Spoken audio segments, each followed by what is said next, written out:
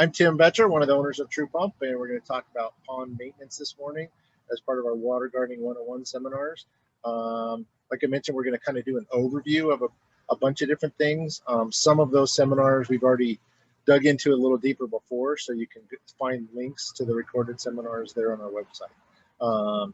So pond maintenance, we'll try and answer specific questions. Feel free, if you have that question, somebody else probably does too. So feel free to interrupt or jump in as we're going through, and I'll try and answer, specific ones. If it's something really unusual, specific to your pond, we can do that offline also. So pond maintenance, a lot of people are worried about when they first even put their water feature in, if it's going to be a lot of maintenance. And we always tell people, a properly constructed water feature actually takes less time than if that was grass. You don't have to mow it. You don't have to do all those things you have to do for your grass. But there are some basic things that we need to do for upkeep to keep it looking good. Again, having the proper components and the proper ecosystem is one of the keys. The less parts of that you have, the harder it's going to be to take care of. But going back as far as maintenance over the course of the season, just real quick, going back to the beginning of the year, it seems like a long time ago, March and April, when we're coming out of winter and trying to figure out what to do. That time of year, some of the biggest things we want to make sure we do a biofalls clean out to start the season. And again, that's supposed to be just an annual cleaning at the beginning of the year. Some people, their water starts turning green and they clean the biofalls and now they're starting over again. So unless in extreme circumstances, we don't want to do that. We only want to clean that in the spring. We want to kind of check our pump out, make sure it's working well, clean out our skimmer completely, our biofalls completely. And then you kind of have to decide too how much junk we have on the bottom of the pond. So we kind of got to look and go, you know what? I need to clean this thing out to start off the season. I've got all kinds of leaves and crud left over from the winter, and let's get a fresh start. So those are really the main spring startup things. Again, that biofalls cleaning, skimmer cleaning, pump check. Those are the main things to get going, and then you normally would start adding your water treatments at that point when the water warms up. So we'll talk about that a little bit later. Most of this is assuming that you do have a skimmer and a biofalls as far as the maintenance that you do. If you don't have those things, like if you have a UV or you have a pressure filter, those things are going to vary a little bit, but we'll kind of focus on more the ecosystem type pond. So taking care of your skimmer. What do we need to do to take care of the skimmer? The biggest thing is cleaning out that filter pad. We don't want to get so jammed with stuff that it slows the water flow through. It's designed to pull stuff out of the water. That skimmer grabs that stuff that goes across the top, pulls it into the skimmer so it doesn't fall at the bottom and break down there. So the cleaning that pad out, probably a weekly thing in most cases. And then you may have a net, you may have a basket, whatever else you have behind it. That might be more of a monthly cleaning. It's a little more of an as-needed thing. If you have a lot of trees right now hanging over the pond, we've got all these pine trees here. So maybe every 2 or 3 weeks we need to clean out our net. So just as often as needed, when you see that thing getting full, let's clean that out. Again, we don't want to have the pump starving for water because either the net or the mat is so plugged up. Just get the worst of it out, pop it back in. Some people even have 2 mats and they swap them out. Again, that's a spring startup thing. A lot of people replace their mat in the spring because it started to get floppy and kind of fall apart from the year before after a number of cleanings. But that's really all you need to do for the skimmer. Clean out the mat, clean out the net. Make sure your water level is at the right level so that it has plenty of water coming into that skimmer. Of course, in the fall, you may have to clean that out more. Once the leaves start dropping from the trees, maybe cleaning out that net can even be every couple of days if you've got a ton of leaves going in there. Pump maintenance. People ask us all the time, what should we do to take care of our pump? And really the main things is make sure it doesn't get plugged up with a bunch of junk and make sure it always has sufficient water level. Pumps don't like to run dry. They heat up. The water moving through them helps to cool them. And so you want to make sure that pump has plenty of water and it doesn't have any big stuff coming into it.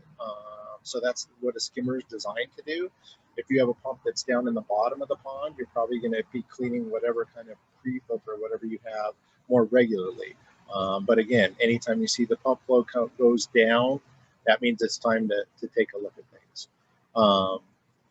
And another maintenance thing is again, having the pump have plenty of water. So to make sure we do that, we want to fill it up. So in our dry climate, very common that you're going to have to fill that up once a week and top the water level off. So whether you do that with a hose, or a lot of people just to minimize maintenance will go to an automatic fill valve. And then that way, usually you just use like a toilet float type valve that goes in the skimmer. And then that way the pond stays full all the time. You're adding just small amounts of water versus throwing your hose in. So with that skimmer, you want to make sure you try and keep it about 3/4 of an inch from the top of the opening when you fill it up. So leaks, that's another a big one. Over time, certain leaks can develop. It's possible. You know, talking about a fill valve or adding water, people ask us all the time, how much should I expect? Well, with how hot it is right now, your pond could easily go down. I mean, we say 1/4 inch to 1/2 inch a day. So your pond could go down 3 inches in a week this time of year. Wouldn't be unusual, depending on how many big splashy waterfalls you have, how much sun exposure, all those things go into it. There's no tried and true number. But if you're losing, you know, instead of 3 inches a week, you're losing 1 foot a week, then we definitely have a problem that needs to be investigated. We always say that about 90% of the leaks that we find are actually just a low spot in the stream. So as your stream comes down and over time you get some settling, or you get some rocks moved a little bit where it changes the water levels, like behind a waterfall or on a side or whatever, you end up with that low spot. And a lot of times that's where a leak is much more than a hole in the liner. Not that that never happens, but it's not nearly as likely as just having a low edge somewhere. So as far as finding leaks, what's the process? Normally the first thing we tell people is to just turn that pump off, let it sit, and see how much your water drops. So if without the pump running, the water level stays constant and doesn't drop, okay, now I know my leak has to be up somewhere where the pump is pumping, so basically up in the stream. If for some reason when you turn the pump off, the water level keeps going down, you want to let it go down until it stops, and then that tells you the level of the leak. Unfortunately, it doesn't tell you exactly where it is, you know, but all it tells you is the elevation of where the leak is if you actually have a hole in the liner.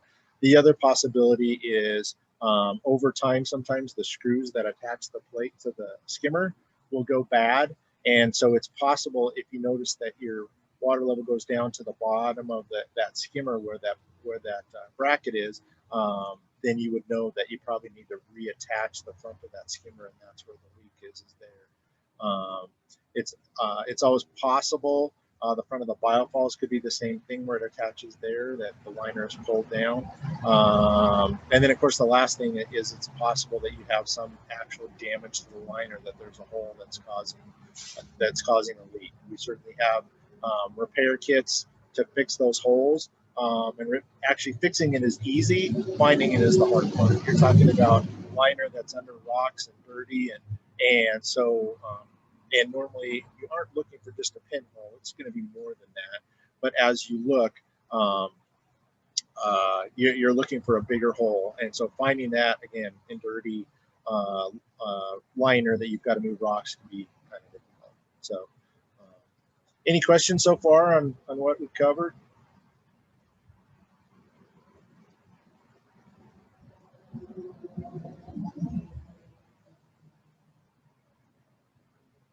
Everybody's good? All right, we will keep going then.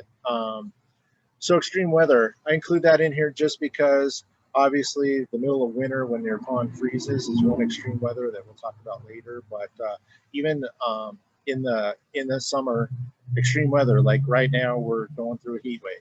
So we got to make sure, especially for our fish, that we have plenty of oxygen. So very important that your pump runs 24 hours a day in a pond.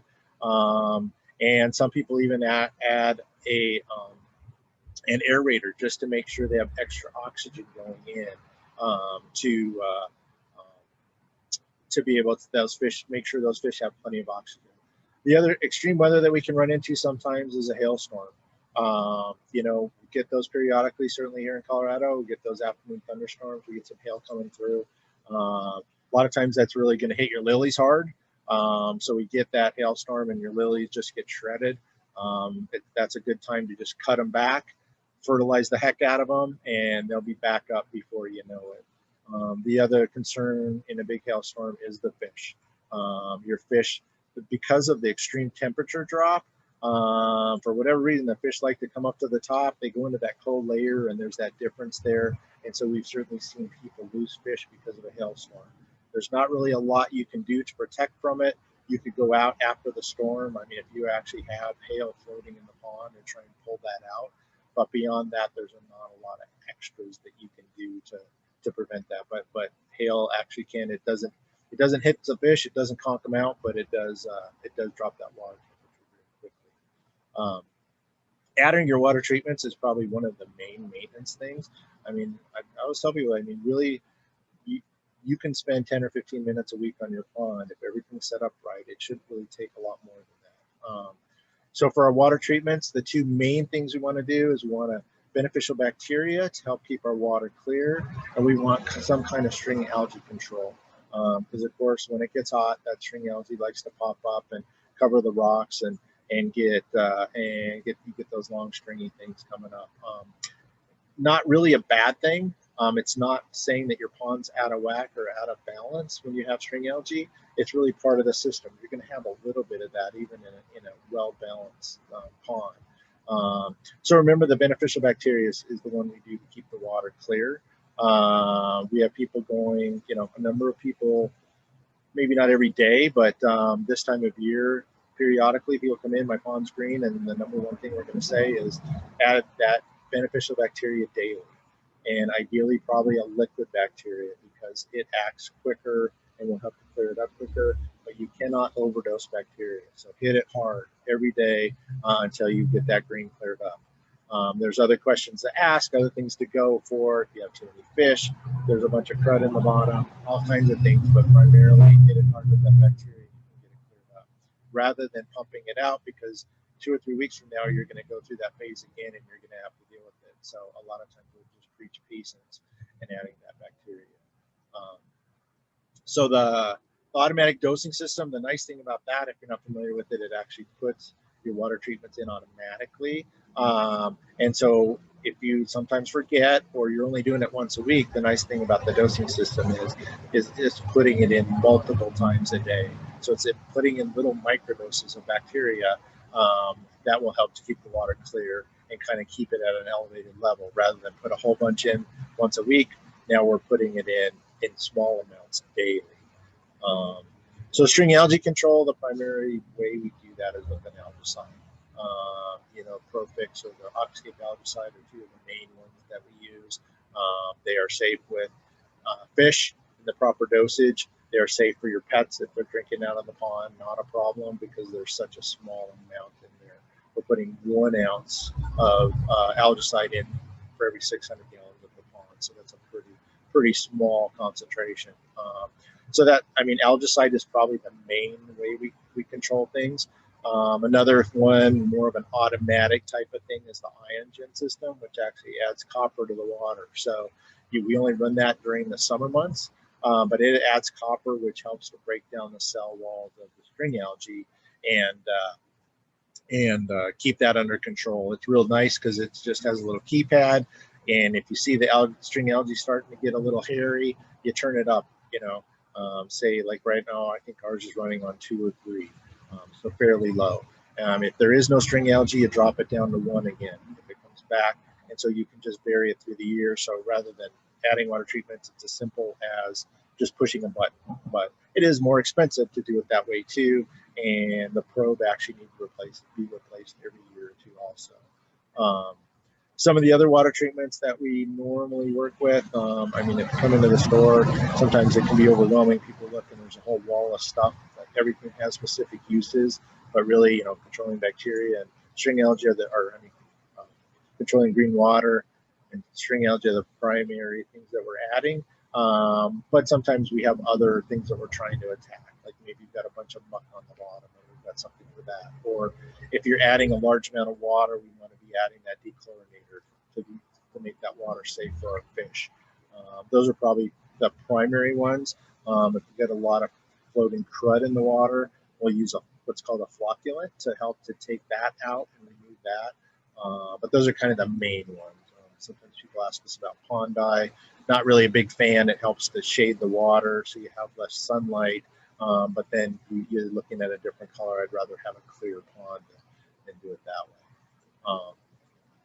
And then aquatic plants is another thing. How do we take care of those? They're really pretty simple. I mean, they're a lot easier than a regular plant, that's for sure. You don't have to water them. They're already pulling their water right out of the pond, obviously. Most of them you really don't have to fertilize them because they're pulling their nutrients out of the pond. Probably the biggest thing is the pruning process. In the fall, you would prune most of your stuff back above the water level, except normally your grasses, you would leave those, like your decorative grasses in the yard, and do those in the spring. But the biggest pruning we do here is the lilies. So once our lilies get going, they're pushing up flowers, they're pushing up new pads. But then as those pads kind of break down and start looking a little bit cruddy, or they start turning brown, we're going to cut those pads off. And the flowers, as the flowers come up after they've bloomed for 3 or 4 days, that flower is not going to bloom anymore. So it's going to get kind of waterlogged and fall down below the water. So we want to snip that off. It's just like deadheading and other plants, So we want to get all that new growth coming up. We want new pads pushing up, and we want the plant's energy going into that rather than the stuff that's already bloomed and dead. So once you see those things waterlogged and below the surface, they're not going to bloom anymore. You can go ahead and snip those off. So as far as fertilizing, marginals and things like that, we don't worry too much about fertilizing. There's some granular stuff out there, but normally the main thing we're going to fertilize is lilies, or if you would have lotus too.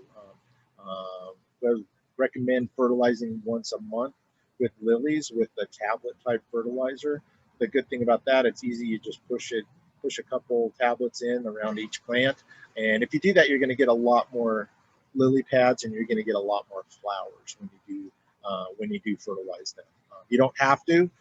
They'll still do really well. I think this has been, I don't know how everybody else's are doing, but it's been a bumper crop this year for us for the lilies. Whatever with that cool and hot, or I don't know what did it, but ours have just been going crazy. The pond's mostly covered. We're getting, I don't know, 10 blooms, 10 flowers almost every day. So really neat to see, and so it's been a good year for them.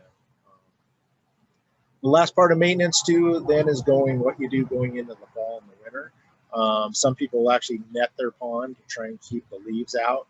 That's kind of up to you. I don't love the look of it, but it can certainly save you some maintenance during that really heavy time with a lot of trees, and you wouldn't have to empty your skimmer as much then to try and capture those leaves. You just don't want those falling to the bottom.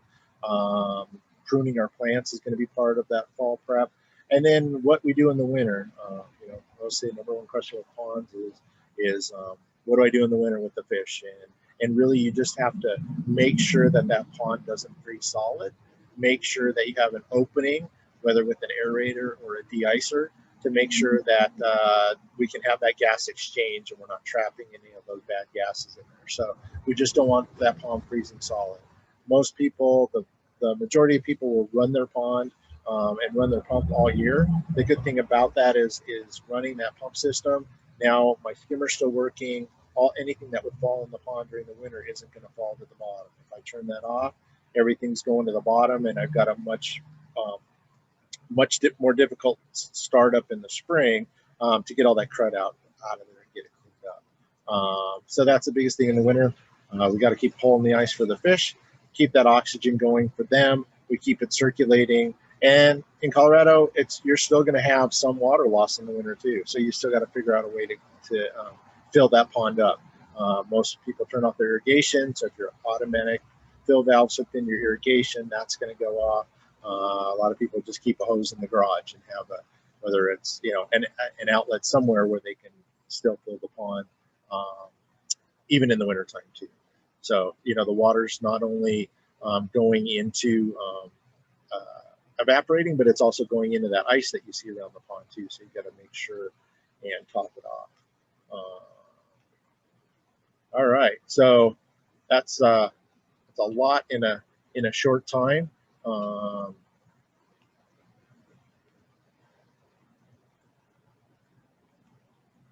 I'm wondering if anybody has more questions about specific situations or stuff I forgot to cover here.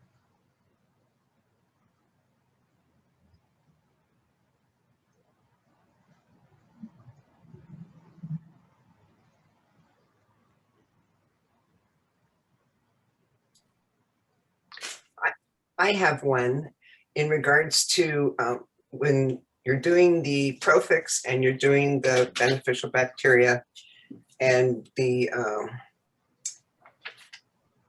chlorine adjuster one, the Yep, detoxifier. detoxifier, thank you.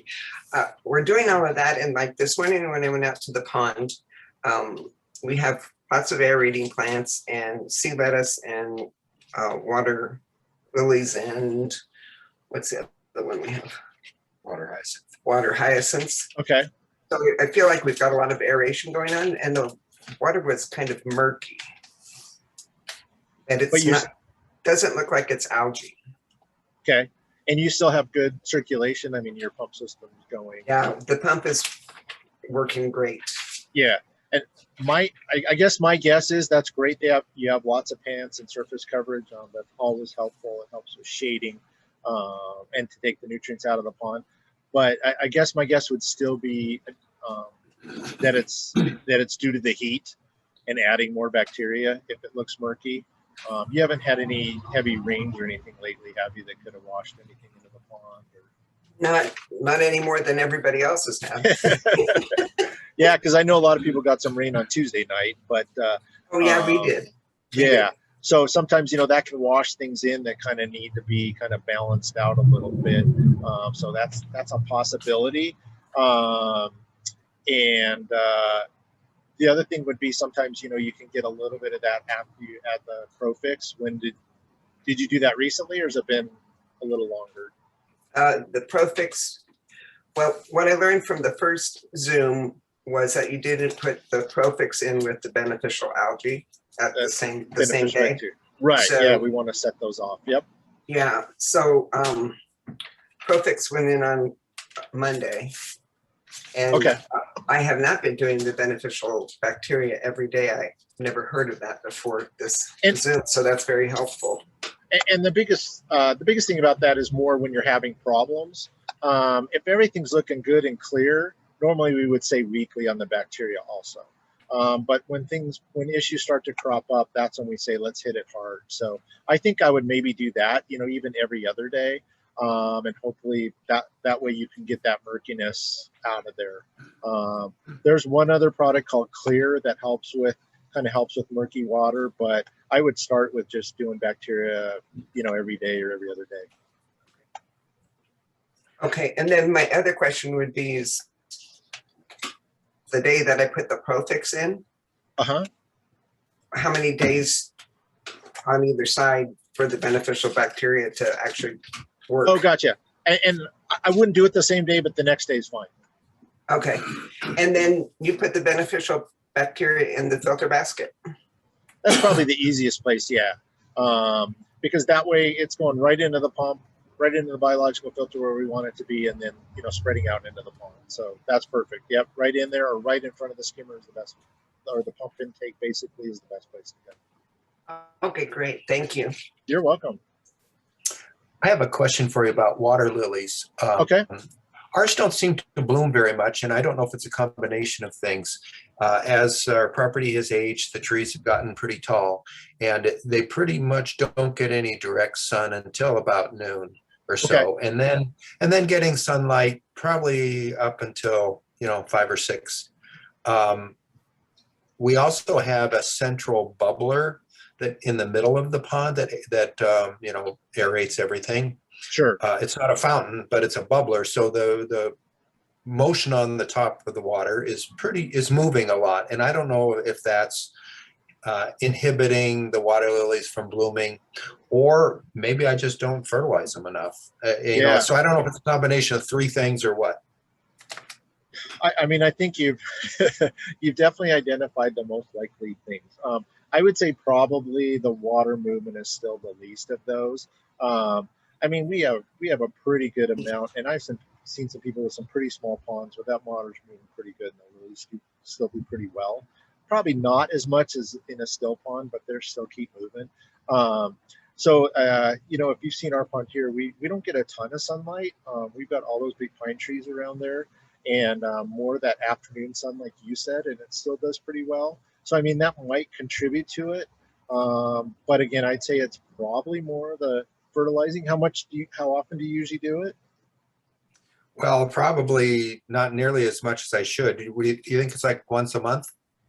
You know, once a month should be fine though, because a Okay. lot of people do them once at the beginning of the season, and that's the last time they do it. Yeah, I did it once at the beginning, but it's definitely due, you know, for another Yeah, one. and I would just try that, and yeah, do maybe once a month, and do two tabs per per root, and see if that helps things out. Okay, thank you. Sure. Anything else?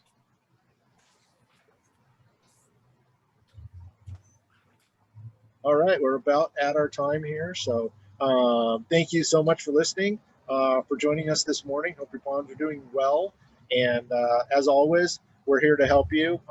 Give us a call, shoot us an email, and like I mentioned before, these sessions are all recorded. So if there's something you forgot or want to see one of the earlier ones, just go to our website and you can take it from there. So hope you all have a great day, and again, thanks for joining us. Have a good weekend. Bye bye.